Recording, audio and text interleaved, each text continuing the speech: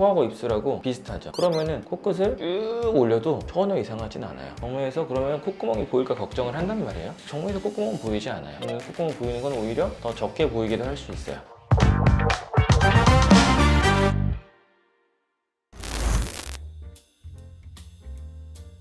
미간을 얼마나 올려야는 정확하게 얘기해 줄 수 있어요. 근데 코끝을 얼마나 올려야는 제가 재면서 올릴 수는 없으니까 감으로 한 몇 미리 올라갈 것 같아요 막 얘기를 하는 경우가 있죠. 그래서 가끔 한 1cm 올라가지 않을까요? 라고 하면은 깜짝 놀라는 분들 있죠. 몇 cm를 올리느냐가 중요한 건 아니고 목표치만 저는 얘기했으면 좋겠어요. 예를 들어서 사진을 가져오면 그 모습이 한 3층인 사람도 있고요 4층인 사람도 있어요. 근데 지금이 지하 5층이야. 지금 지하 5층이면은 8층 더 올라가야 되는 거죠. 3층까지 가려면 뭐 그런 거예요. 그러니까 이 숫자가 사실은 되게 압박감이 느껴지는데 그게 무조건 코끝을 많이 올리는 게 위험하거나 나쁜 건 아니고 많이 올려도 자연스러울 수 있다. 오히려 적게 올렸을 때 부자연스러울 수 있다 라는 얘기를 이제 드리고 싶은 거예요. 그러니까 지금의 높이가 어느 정도인지 정확히 판단하는 게 중요한 거지. 코끝의 위치는 두 포인트를 보통 보는데 입술과 턱끝 라인을 보는 거예요. 입술하고 코끝이 이렇게 올렸을 때 코끝이 지금 만져지죠? 가끔 입술에 이렇게 손을 올렸을 때 코끝이 그냥 지나쳐 버리는 분들도 있어요. 같은 선상에 있는 분들. 그런 분들 같은 경우에는 기본적으로 한 5mm 올려줘도 별로 올라간 느낌도 안 들어요. 이분 같은 경우에는 여기서 이제 선을 보시면은 어때요? 코하고 입술하고 비슷하죠? 그러면은 코끝을 쭉 올려도 전혀 이상하진 않아요. 그리고 수술하고 나서 입술 기준으로 선을 쭉 올려보면 어때요? 여전히 그렇게 높아 보이지 않아요. 그러니까 이분 같은 경우는 충분히 코끝의 위치가 윗입술과 같은 선상에 있었는데 그것보다 한 1cm 정도 저는 올라갔다고 생각해요. 그 정도 올라가고 나서 미간도 거기에 맞춰 적당한 기울기를 만들어주고 올리면은 정면에서 그러면 콧구멍이 보일까 걱정을 한단 말이에요. 정면에서 콧구멍은 보이지 않아요. 콧구멍 보이는 건 오히려 더 적게 보이기도 할 수 있어요. 이렇게 뺐으면 비공을 내려줘 버리면 되니까. 다음도 보시면은 이분 더 그렇죠. 입술이랑 코랑 같은 선상에 정확히 있는 거죠. 근데 그랬을 때 콧볼이 일단 묻혀 있어야 돼요. 콧볼이 묻혀 있으면 콧볼 자체가 좀 크고 퍼져 있어야죠. 그 다음에 이렇게 빼게 되면은 인중은 점점 승에 만들어줘야 돼요.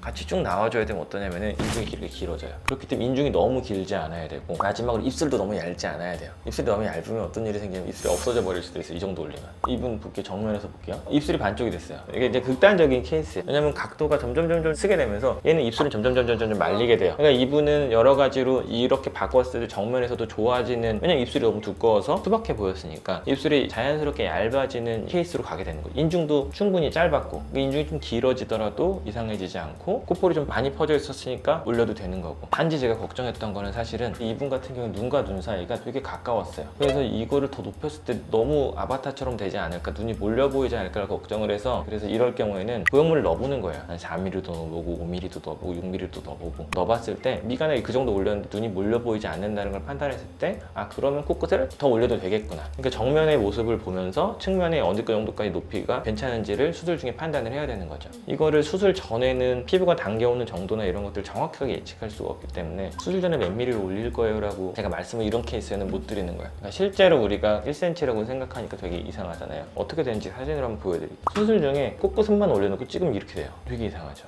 그래서 이 갭을 얼마나 깨끗하게 메울 수 있는지에 따라서 결과가 결정이 되겠죠. 이거를 잘 라인을 연결해 주면은 갑자기 코끝이 높아 보이던 게 낮아지게 되고, 이렇게 코끝을 많이 올렸다 하더라도 실제로 봤을 때는 그렇게 과하게 올라가 보이지 않는 느낌이 된다는 거죠. 근데 다들 걱정하는 게 서인이랑 코끝 성형만 했다고 하셨는데 결국에 다 뺐다고 너무 티가 나가지고 그렇게 될까봐 사실 그게 걱정이거든요. 그러니까 이 포인트는 지금의 코끝의 위치가 자기가 몇 층에 있냐가 중요한 거죠. 서인영 씨 같은 경우는 원래부터도 한 4층, 5층 높이에 있는 코를 상호층도 높아 보이는 느낌이었는데 1, 2층 올라가면 한 2층 더 올리신 것 같아요. 5층에서 7층 돼버리니까 이제 이상해진 거죠. 그렇게 됐을 때 딱 보면은 제가 아까 전에 말씀드렸던 인중도 서 있고요. 인중과 이 턱끝을 중심으로 해서 코끝이 너무 앞으로 나와 보이고 전체 얼굴에서 코끝이 너무 앞으로 나와 있는 거죠. 그러니까 어쨌든 많이 올려도 원래 코끝이 얼굴에서 뒤쪽에 있다면은 상관이 없다. 근데 사람들은 항상 이게 뭐냐면은 방법을 결정해서 오는 분들이 많아요. 미간은 이 정도 올리고 코끝은 이 정도 올리고 그다음에 비승들의 각도는 맥도를 만들고 그렇게 만들면 될 거야. 이렇게 만들어준 내 플랜은 완벽해. 오케이, 내가 원하는 대로 그 방식대로 내가 만들어 줄게요 하는 순간 이상하게 될 수도 있다. 왜냐면 댓글들 보면 코끝 절대로 많이 높이면 안 돼요. 5~6mm 높이면 무조건 아바타처럼 될 거고 티가 날 거예요. 그건 사람마다 다르다는 거죠. 우리는 항상 이게 정확한 걸 원해요. 숫자로 표현할 수 없는 것들이 되게 많다는 거죠. 숫자는 결과를 만들어 놓고 나서 누가 물어보면은 알려주는 정도? 추가적인 정보로서 중요한 거지 그 정보가 우선이 돼서는 안 된다는 거죠.